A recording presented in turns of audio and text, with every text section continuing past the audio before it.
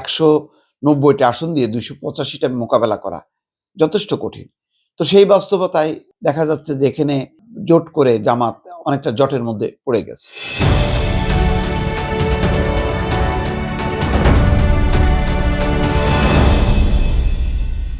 এইমাত্র টেলিভিশনের খবরে দেখছি, স্ক্রলে আসছে 2-1 দিনের মধ্যেই 11 দলের আসন সমঝোতা স্পষ্ট হবে। আসলে এই বিলম্বের কারণ কি? বিলম্বের কারণ নানা রকম জটিলতা। বিভিন্ন জনের প্রার্থিতা থাকছে না, বা কার প্রার্থিতা শেষ পর্যন্ত টেকে এটাও বোঝা যাচ্ছে না। একটা জটিল সমীকরণ। আর সবচেয়ে বড় কথা হলো যে কেউ ছাড় দিতে চাইছে না। জামাতের এই জোটে যতগুলো দল, যত ইসলামের কথা বলুক, যে ইসলামী ভোট সব এক বাক্সে আনার কথা বলুক না কেন, আসলে ঘুরে ফিরে ওইটাই, এখানে হচ্ছে সুবিধা আর স্বার্থ, এবং সেটা দলের, সেটা হচ্ছে ব্যক্তির।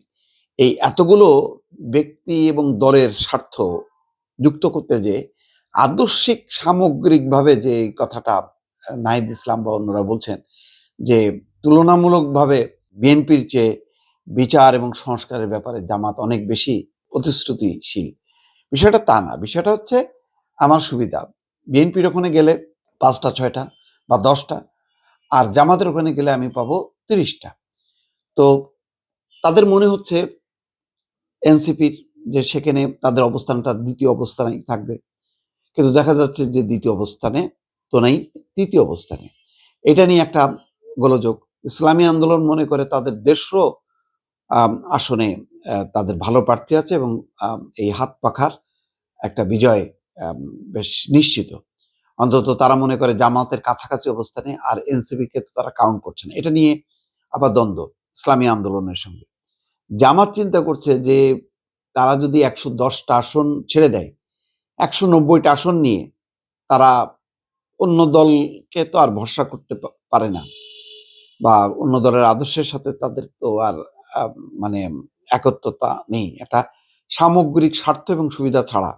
তো 190টা আসন নিয়ে বিএনপির সাথে মোকাবেলা করতে হবে 280টা আসনে, প্রায় 280 প্লাস, কারণ 18টা আসন ছেড়েছে বিএনপি যাদের সাথে সমঝোতা করেছে, বাকি 282টা আসনে লড়াই করবে। আরো হয়তো বাড়তে পারে, আমার ধারণা যে শরিকদের হয়তো 15টা। তার মানে 285টা আসনের সাথে লড়তে হবে 190টা আসন দিয়ে। এটা মানে ঠিক জমবে না।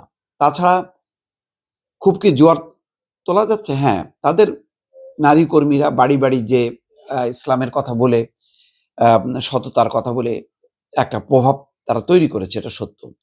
তরুণদেরও একটা অংশ মনে করে যে তারা তো আর তাদের সামনে অতীতের হাসিনা খালেদার সেই রাজনীতি দেখেনি।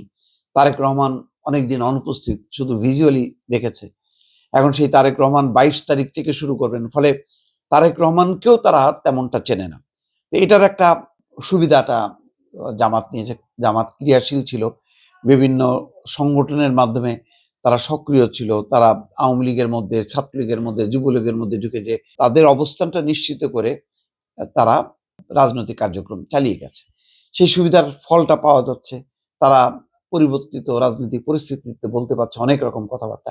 সব মিলায় সুবিধাজনক অবস্থায় আছে, কিন্তু তারপরও বিএনপি হলো একটা গণসংগঠন, তাদের একটা গণসমর্থন, এবং বেগম খালেদা জিয়ার মৃত্যু, তারেক রহমানের আগমন মিলে মানুষের মধ্যে যে উদ্দীপনা দেখা গেছে, এবং তৃণমূলের দ্বন্দ্ব বিবাদটা যতখানি কমায় নিয়ে আসতে পারছে তারেক রহমান, সেটার প্রভাবে মানে 190টা আসন দিয়ে 285টা মোকাবেলা করা যথেষ্ট কঠিন।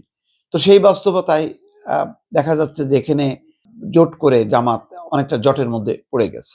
এখনো পর্যন্ত তারা এই যে বলছে যে 2-1 দিনের মধ্যে এটা চূড়ান্ত হবে। তো বিবেচনায় মানে বিএনপি কিন্তু যথেষ্ট তার ভেতরে আভ্যন্তরীণভাবে আগে যে পরিমাণ পরিস্থিতি ছিল সেটা কাটায় কিন্তু উঠছে। এখন জামাত কত দ্রুত সেটা সত্যিকার অর্থে একটা পূর্ণাঙ্গ তারা তালিকা করতে পারবে, সমঝোতার আসন সমঝোতার তালিকা, সেটা কিন্তু এখনো ঝুলে থাকলো এখনো পর্যন্ত, দর্শক।